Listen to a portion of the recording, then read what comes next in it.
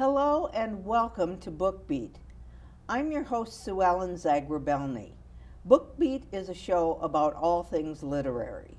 Today our guest is Kim Kane, author of Sparkle On, Women Aging in Gratitude. Welcome, Kim. Thank you. Thank you for coming.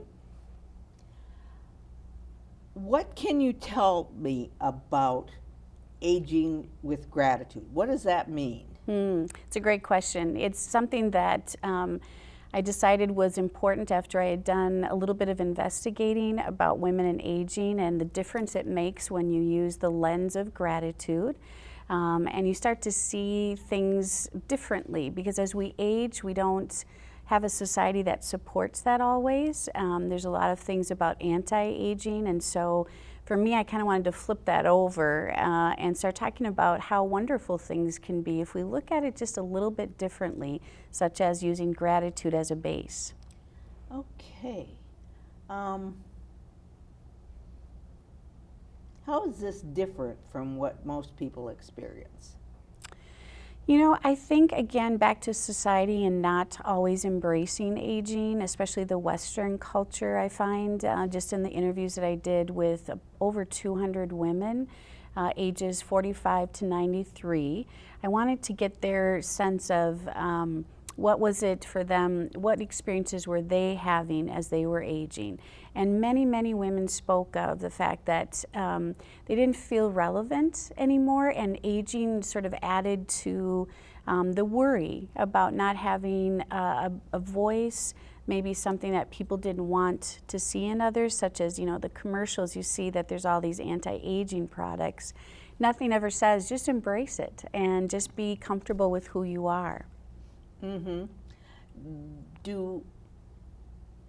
I'm going to try that again. Did any of the women talk about being lonely or feeling forgotten? Oh my goodness, a lot did, especially if there was a loss of a partner, that if maybe they were getting on in years and they had to rely more on their family, which many did not want to. Many women really wanted to try to find other avenues to take care of themselves so that they didn't have to burden their families. And as a result, many chose to, you know, for the women I talked to anyways, tried really hard to find other activities to be involved in, to do certain things, but they found in some instances that they didn't have the freedom to get out and about maybe as much as they would like to. And so they ended up feeling lonely and isolated because they weren't able to get out. They weren't as mobile maybe as they'd like to. Also, I think what was really interesting is that there aren't a lot of activities that are available for and women in particular to go and get involved with to talk about aging. You're just sort of supposed to kind of go about it quietly, and there's a lot of women that in their experience are not feeling like they have a voice. That is very true. I think the idea that women feeling voiceless in general, either not being encouraged to speak up, feeling that they have nothing to say, any number of iterations of that kind of feeling is there. And what I'm hearing from you is that these women that you interviewed, these 200 women that you interviewed, some of them expressed the same kind of thing.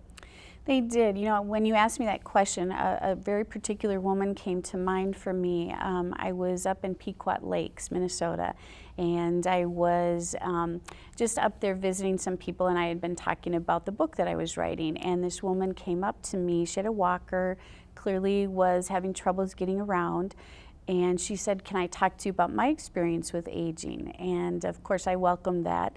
And what she shared with me was that she feels invisible even within her own family, especially around the holidays. She used to be the person who would coordinate and get all the events ready for the family dinner, such as a Thanksgiving meal. And she would be the one that would, tell everybody, here's what we're going to be having, here's what I need you to bring, and if you can help me. And she really recognized now that her family wasn't including her in those conversations. Ooh. And I think and she thought it was to make her so she didn't have to feel like she had to do anything. All these years of doing that, they wanted to give her a break. Well, the truth is the break was really hurting her. And so I'm always reminded of the importance of making sure that everybody's voice is there. Maybe we're not all able-bodied to get, ready for holiday meals and whatnot, but I still want to ask. I still want to see what others have to say. That was my next question. Yeah. Is either encouraging the younger people to ask the elder, what would you like to bring, or how would you like to participate, rather than just assuming they don't want to. That's exactly right, because this woman was so outgoing. She was gregarious, she was beautiful, she was very sparkly, and she just had so much life in her that I found it interesting that people wouldn't think to talk to her and ask her for her opinion, because she just was a person you'd want to sit down and just visit with. Well, that's really a good way to put.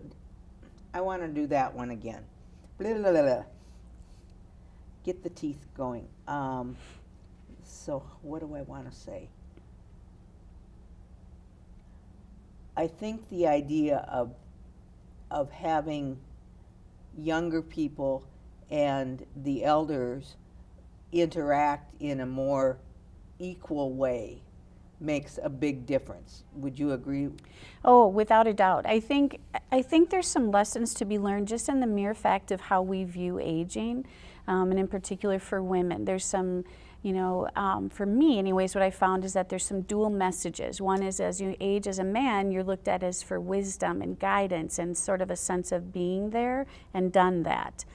For women, we see, okay, now they're not as able-bodied, they're not as attractive, they're not really getting out and contributing as much, and people don't necessarily go for their wisdom. They go more to give caretaking things for them. So what can I do for you? Can I help you sit down? Can I help you do, whatever? Whereas men, that isn't the same message that they receive as they age. And I really see that we have to switch that around, because I met some wonderfully incredible women who are filled with wisdom, filled with knowledge, and just want to continue to contribute. And contribute they should. Yes. Contribute they should. Talk about your observations about the physical aspects of aging. You touched on them a little bit. But with these 200 women that you interviewed, was there a wide range of physical ability?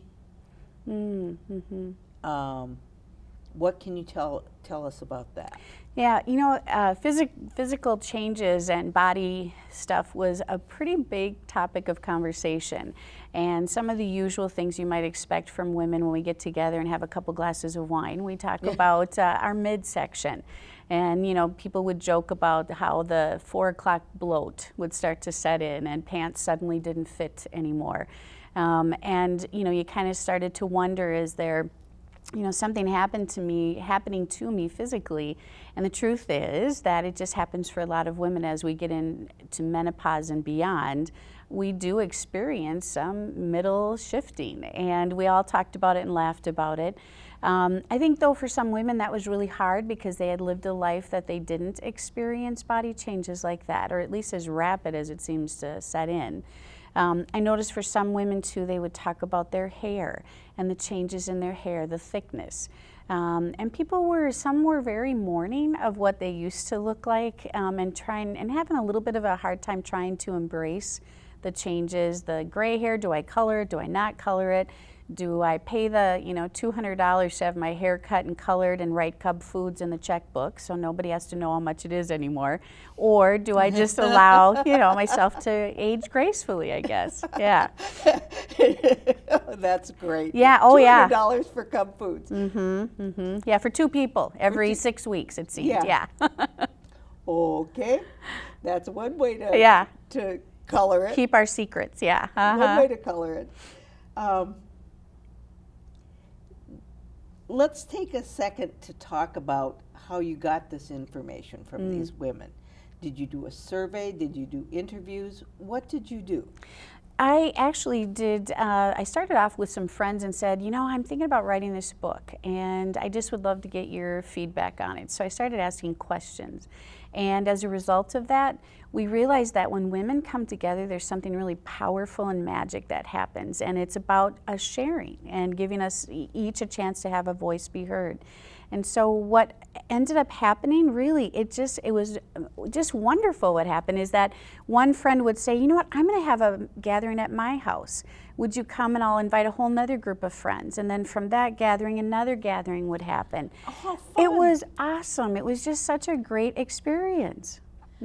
So it was more organic than... Yeah, I thought I was just going to meet with my friends and we were just going to have a couple glasses of wine, some coffee, tea, whatever, and just chat a little bit about my ideas. And before I knew it, we were really talking about some pretty important, sometimes silly and sometimes poignant things that we were all experiencing as we aged. And I'll tell you, there was never a dull moment in terms of like stories and having some fun, but also women never stopped talking. It was really a great experience. The idea that women are being heard in this circle, their stories are being validated. Yes, yeah. And I think there's still a tendency to think, well, I'm the only one that's ever experienced this. Oh, And I know I've said some things to my friends at various times. They say, oh, me too. Yeah. And it's like, I know. you know, you can relax and say, then I'm not the Lone Ranger. I don't have to go through this alone. Okay. Talk about your I got to try that again. Talk about love through the lens of gratitude. How is this different from what humans generally experience about love? I want to do that again because I'm looking at the notes and I want not to do that. 3 times is a charm. Talk about love through the lens of gratitude. Can you tell me how that's different from what humans generally experience? Sure. I mean, as anybody in an experience where there's love, there's also a ton of other emotions. And I think as we age in particular, that love changes a little bit. It becomes maybe more reflective love, more intense love, knowing, for me, I'll just speak to saying, I've lived more than I will. And I know that. And so I want to make sure that those moments with my family, with my husband, with people who are close to me, that those moments are really valued and treasured. And I think sometimes it's tough to always feel the good all the time. So the lens of gratitude just helps you to remember that there's some really cool things that happen between us. We maybe don't always get along, we maybe don't always agree. However, I also know that if I just really take a look at what are those things you do or I've been given from the person I love, and I remember gratitude, it makes everything, you know, a lot easier and more palatable as you go through life. Reflective love. Would that be the kind of thing that you look at your partner and say, we've done this before. We've shared a lot in this arena. Yeah. And that's what it would seem like to me.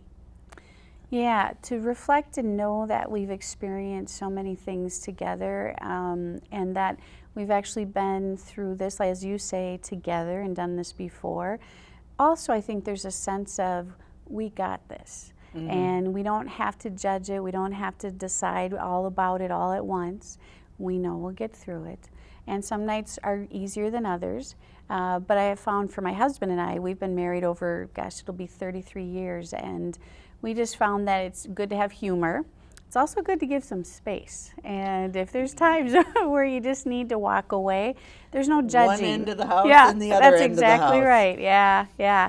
And no judging. You know, if that's what we need, then we've learned, we'll come back.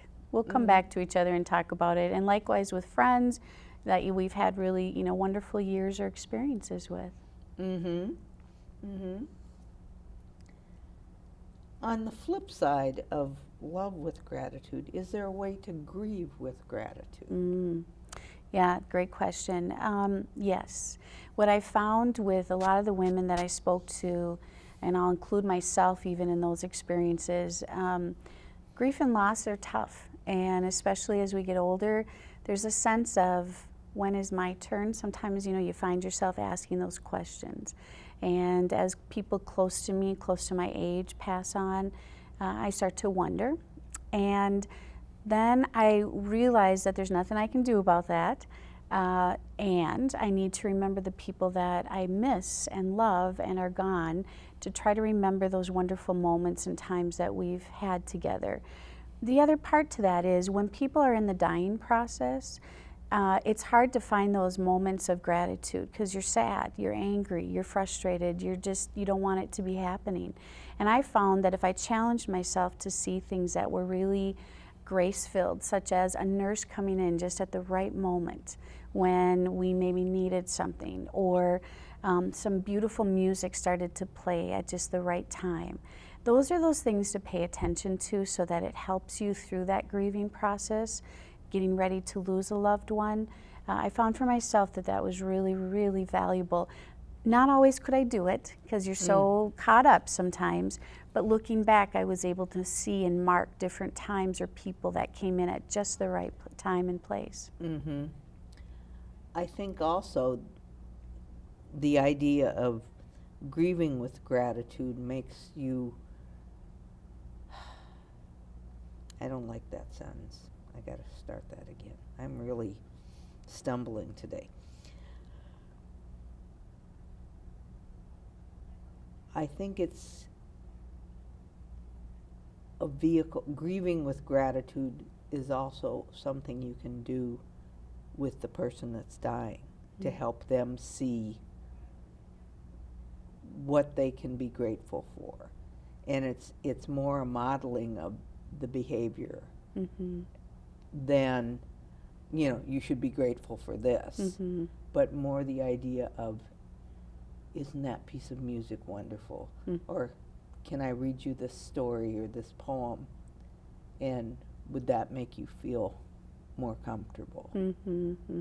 And so I guess I'm feeling that grieving with gratitude is on both sides of the fence, with the people that are losing their loved one and the person who is nearing death.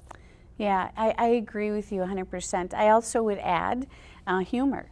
I mean, I think there's something to be said about, there are times that stuff like this can be funny, whether it's the tension or, whatever.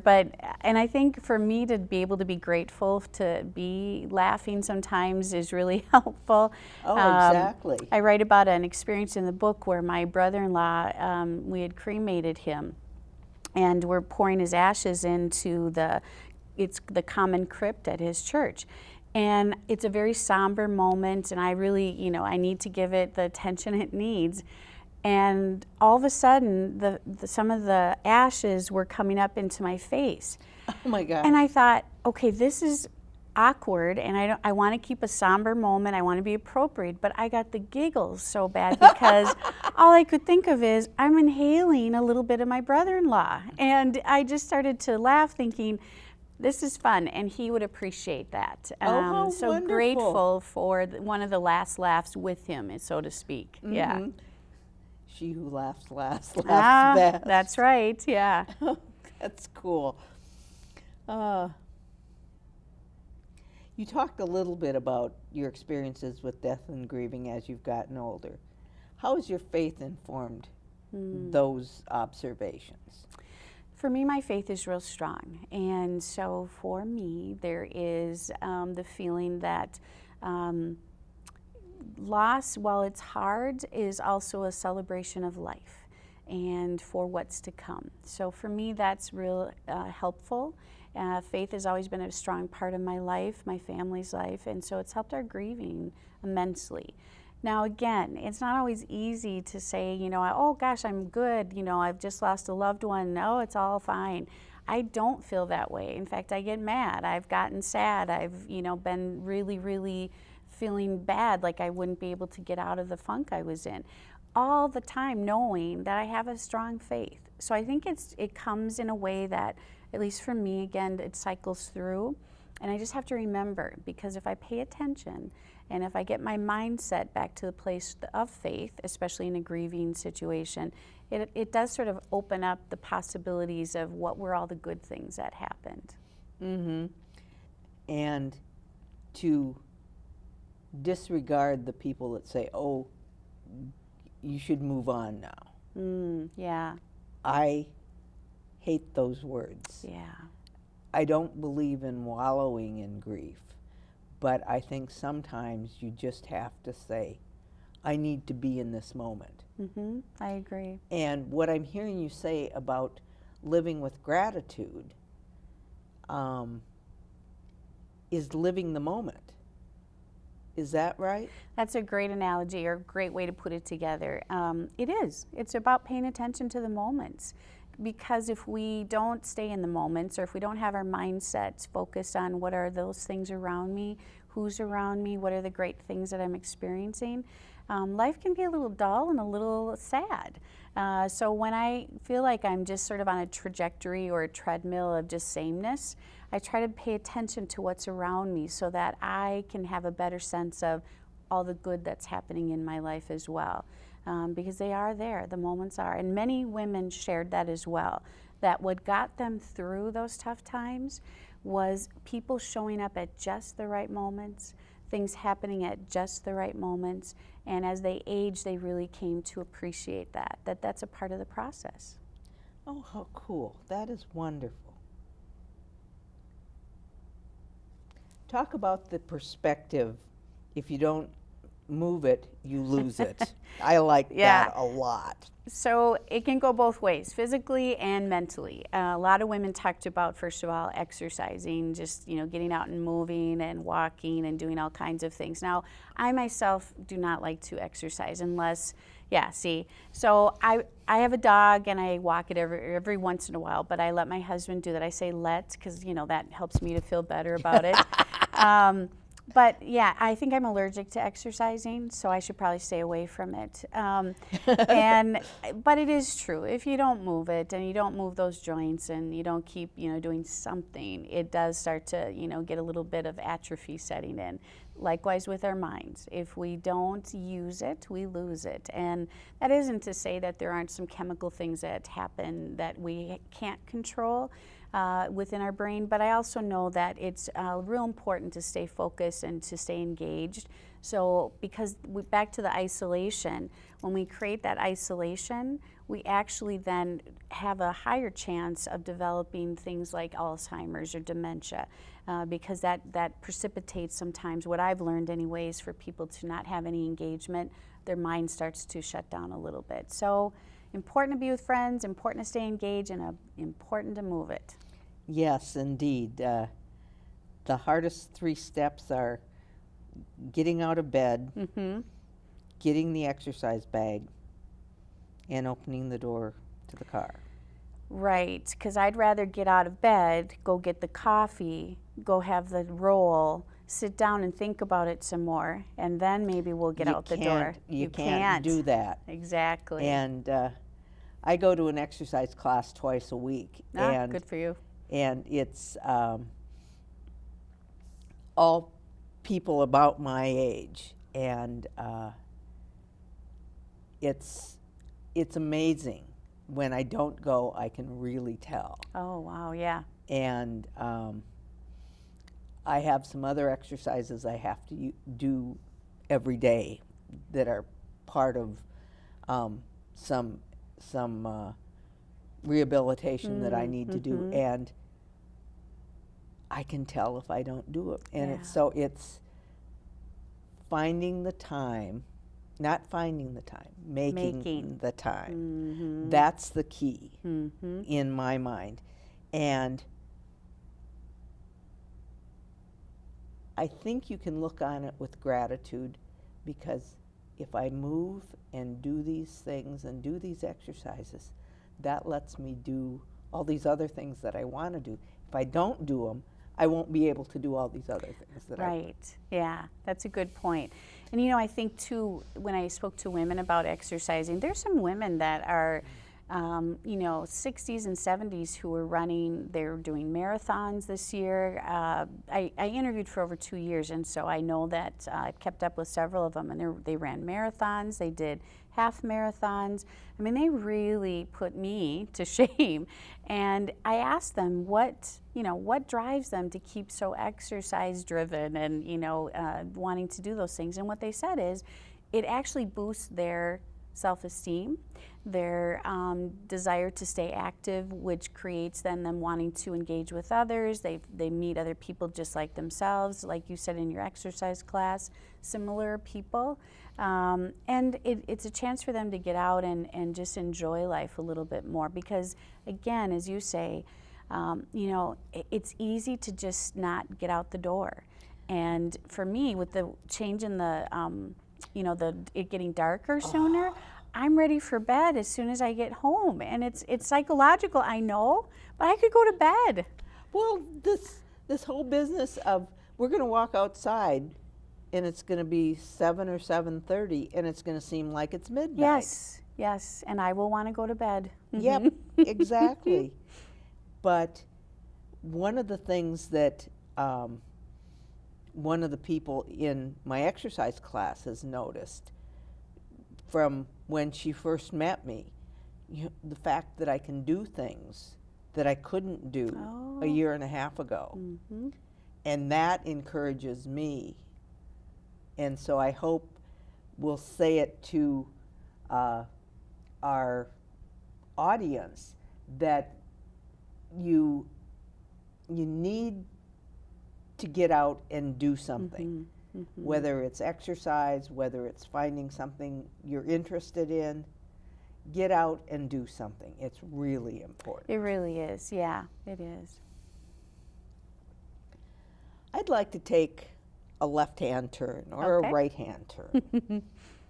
Would you talk about your entry into writing? Yeah, that's a good reflective question for me.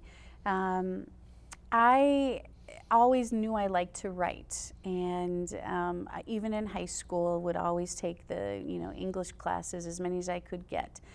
The irony is I never went into college thinking I would do any writing other than what was required.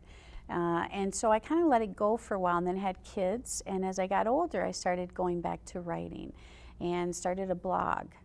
The year before I turned 50, I wrote every day, and I wanted to see how I would, experience my last days in my 40s. And that particular year turned out to be a very interesting year for me. It was a lot of losses, a lot of changes in our family and in just lifestyle. And as a result, that's where the gratitude part came from. Just I had to switch things up because I was starting to feel like, oh my gosh, is there one more thing that could happen that's negative? And I realized by doing the blogging, I started to gain this following of other women. And before I knew it, other women were adding to it. And of course, remember, I didn't even know how to do this where other women could add. So I kept thinking, how are they on my account? And my kids had to explain, Mom, you're public, and so other people can write you. And I learned to embrace that because, gosh, what a great experience to hear other women comment on things that I was, talking about in my writing. And from there, people had said, you should think about writing a book and talk about women and just the, what it's like to be aging and to live that life in gratitude. And so I started to embark on that adventure, not knowing anything about books, about writing, how do you put together, how do you get it published? And for me, it just it happened very serendipitously, where I put together the writings and it came together in a book that I'm really proud of. And I needed the help of other women, though. And so my writing is me speaking and adding other women's words to it, which really, it helped to have other people's words. And I'm hopeful that this will continue on for me to continue to write. Cool. That is a really wonderful capsule of how you've done that. What's your background that brought you into this, though? Well, getting older. No, but I'm saying, what kind of training have you had? Oh, for writing? What kind of profession do you have? Because right now it sounds like writing is not your day job. It is not my day job. My day job is I work at a high school as a dean of students. And I've worked with youth and families for over 33 years now. And really, I've just cherished every minute of it. I'm pretty lucky. I have a job I go to every day that I really like. My side job, if you will, is writing.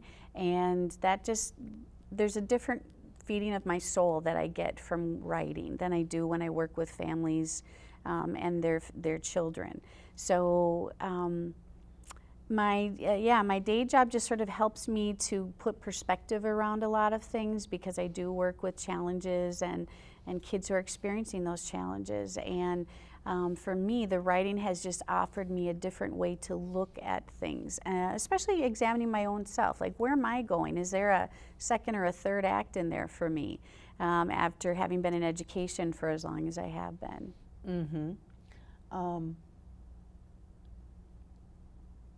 How do you find writing the book compared to writing your blog? Do you still write the blog? I do on the website of mine, yeah, just to give little snippets. But the writing of blogs is, I think, it's like a short little blurb or blast of information, and stay real focused, for me anyways, on one topic. Like, I'll pick a word and really try to focus my writing around that. Whereas writing a book or writing maybe a newspaper article or something along those lines, that to me is trying to capture a bigger story. And in that story, my hope is that I give anecdotal information that help to create what it is I want readers to walk away with, or at least some semblance of what that is. Oh, okay.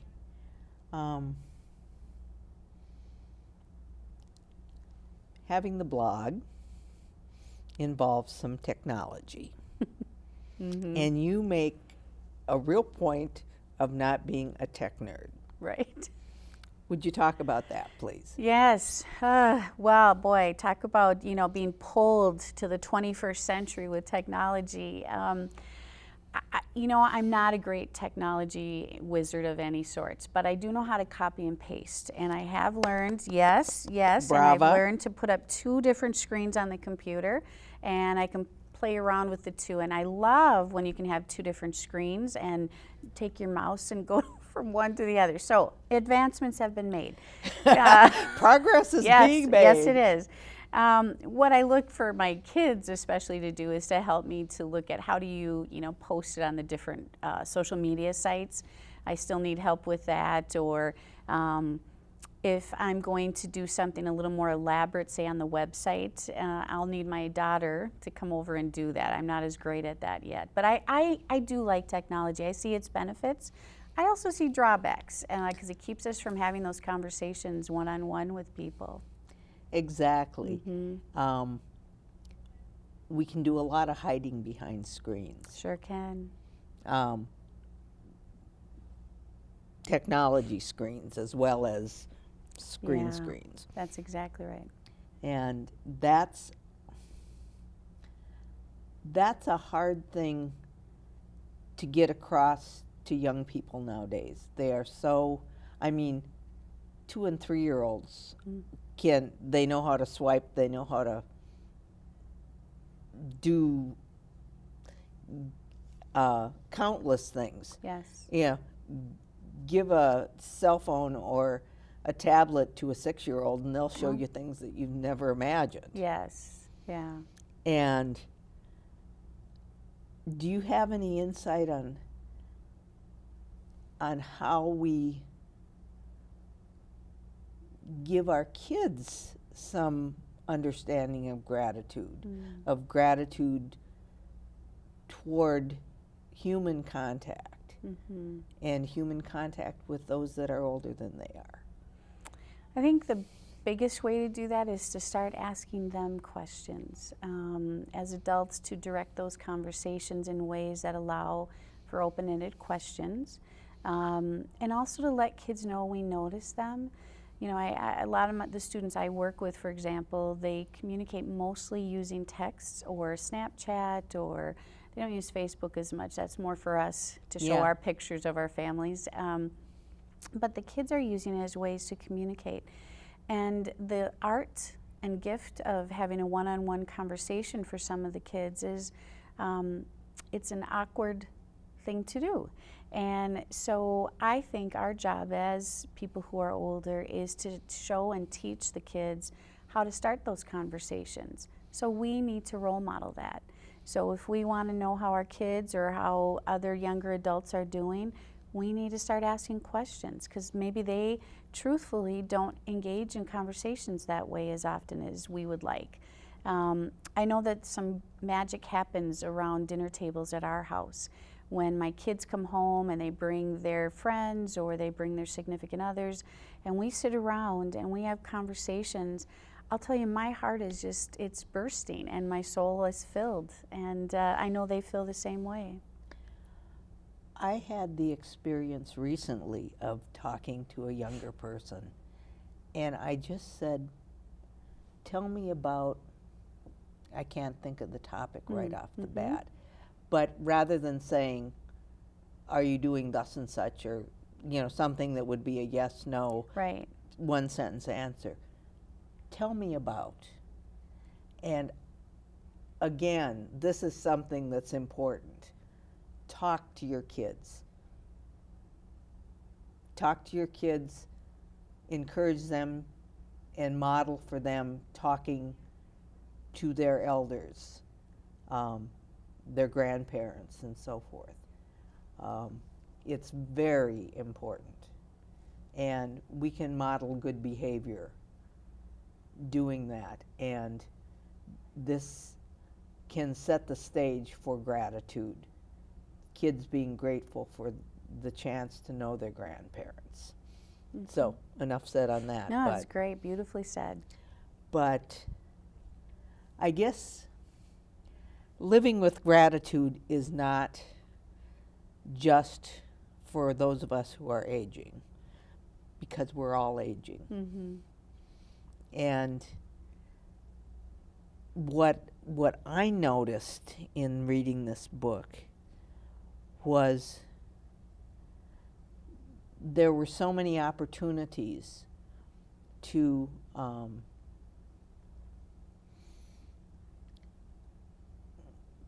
find ways to be grateful. And I guess that brings me to talk about the sparkles of wisdom. Oh, I really like those. I did too. So what that means is at the end of the book, there's all these wonderful sage advice pieces that came from the women. And I have to tell you, I have pages and pages of them still, but I picked the ones that sort of came up the most, or that when they would say them, I would think, oh, I got to write that down. So sparkles of wisdom are from the women. Usually at the very end, I'd ask them to go around and say, what are a couple things you'd like to share to other people or share with other people, something you've learned. And so at the end, I have just that, sparkles of wisdom from women that I interviewed. And there's some different ways of looking at life. Some women will say, kind of back to the technology, put your phones down. Pay attention to your kids, just as you said. Enjoy those moments, not with your head down looking at a screen, but rather up and looking around. And then another fun one for me was throw away all your pantyhose. I thought that was great. Yes, I know. I'd add any Spanx to that too. Those are deadly. Oh, I tossed mine away. Every time I put them on, I think, okay, this will be the pair. And then these are the pair that end up in the trash. So, yeah. They never work, trust me. I know. Trust me. I know. And false advertising. It's false advertising for sure. And a lot of women offered their wisdom of some simple things that I think we forget sometimes. Just to cherish those moments that you have with your kids and your friends and your loved ones, your husband, your wife, whomever that is. To really just be present, and also, a lot of times women will say, take risks. You're not too old. That's right. You may not run like a gazelle in the marathon, but you can run if that's what you'd like to do. I myself would not like that. Yeah. Yeah, But me for either. some, they do. But to go have fun, to play, to take advantage of all the activities that are still out there. Because sometimes the invisibility comes because we give it to ourselves. Absolutely. Come to Northwest Community Television CCX Create and get trained as a volunteer, and you too can make television. And you don't have to have any upper age. You can make television in your 50s, 60s, 70s. I think there's some people that are 80 around here. Oh, wonderful. Yeah. That come and make television. So Yeah. it's finding something to engage in. Yes. That's the thing that to me is key and was key with the book. That the more the individuals engaged with their life and engaged with other people and made time. If you have a choice between cleaning the kitchen and going out for coffee with a friend, the kitchen waits. That's exactly right, yeah. And I think too many times I said, oh, I can't, I got to clean house. It's not fair to yourself, and it's not fair to your friend. That's right, yeah.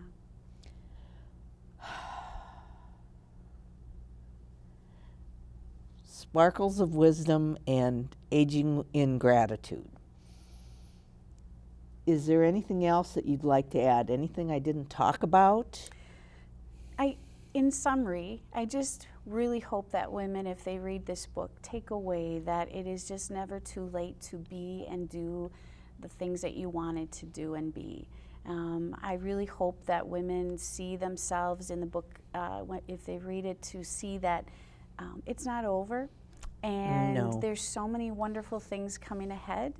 But you got to dip your toes in. You got to take some of those risks. And I just am so hopeful that women will really see the value and the worth that they bring to the table each and every time. And that women are beautiful inside and out. And that it is just never too late. That's really my hope when women read this book, that they see themselves in it and they think, yeah, this is my time. I'm going to take advantage of it. That's cool. How can people get the book? It is available on Amazon. That's one place. They can go through my website. And what is that? That is www.kimkaneandgratitude.com. And that's Kim with a K and Kane with a K. And they can order it right there on the website. It's also available in Barnes & Noble. It's available for downloading through Kindle. Here in Minnesota, it's at the Be Below, the General Store, and I can't think, Abode in Plymouth. So those are the stores that it's at now. Okay. Let's just stop for a second. Yeah. Charlie, keep rolling, because I'm not sure I can put all those names. That's what I was wondering. Yeah. But let's try that again Can and I just do- say that it's available on Amazon, it's available through your website, and available on Kindle. I think that. Got it. Or I can say online maybe. How's that? Online, yeah. Download. Okay, perfect. Okay. How can people find your book? They can go to my website, which is www.kimkaneandgratitude.com. It's available there. And then they can also go to Amazon and order it from Amazon, or it can be an e-download book. So they can do that too. So there's lots of possibilities Yes. for Yeah. getting hold of this book. Yes. Kim Kane, thank you so much for joining me this evening.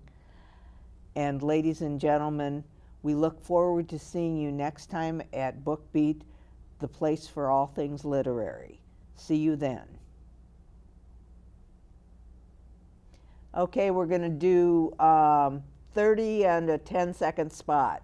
We got you. Okay. Let's put our papers here. I'll just take these, put these over here. And I'm going to take a drink right now because I am getting very dry.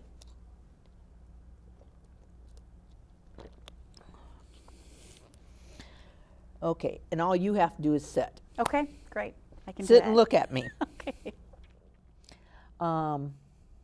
Yeah, sit and look at me because I'm going to be looking here. We are just setting the timer. Okay, 30 seconds first. Yes. Thank you. Our timer. In 5, 4, 3. Join us for Book Beat. We got to do it again because I was looking the wrong place. I was looking at the timer. No problem. We have to usually do this 2 or 3 times before I get my act together. Oh, my sweater is popping up. Once more with feeling. Here we go. 3, 2. Join us for Book Beat, Sundays at 5 p.m., repeated Monday at 1 a.m. and 9 a.m. on channel 859. Our guest for Book Beat this time is Kim Kane, author of Sparkle On. Join us then. I got to do it again because I didn't do it right. Got to do it again. You know me, Charlie. It takes at least 3 times. 3 to 5. 3 to 5. Timer's rolling. I see. Join us for Book Beat. I'm gonna laugh. So you gotta make it go again, and don't make me laugh this time. Got you. Ah, it's a shame we don't have fun in this place. I know. It's really hard people to And work here we with. go with the timer. 5, 4, 3, 2. Join us for Book Beat, Sundays at 5 p.m., repeated Mondays at 1 a.m. and 9 a.m. on channel 859. The guest on Book Beat this time is Kim Kane, author of Sparkle On, Women Aging in Gratitude. Again, watch us on channel 859, Mondays at, I screwed it up. And you were looking at camera 1. I know I was. I know I did. I know I did. You're used to the midday shoot. That's the problem. I know. It all got screwed up with Barry Zavan sitting on the opposite side. That's all his fault. It all started with Barry. It all started with Barry. 5, 4, 3.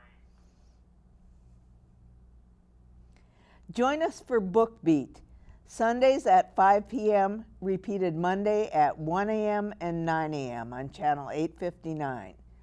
This week's guest is Kim Kane, author of Sparkle On, Women Aging in Gratitude.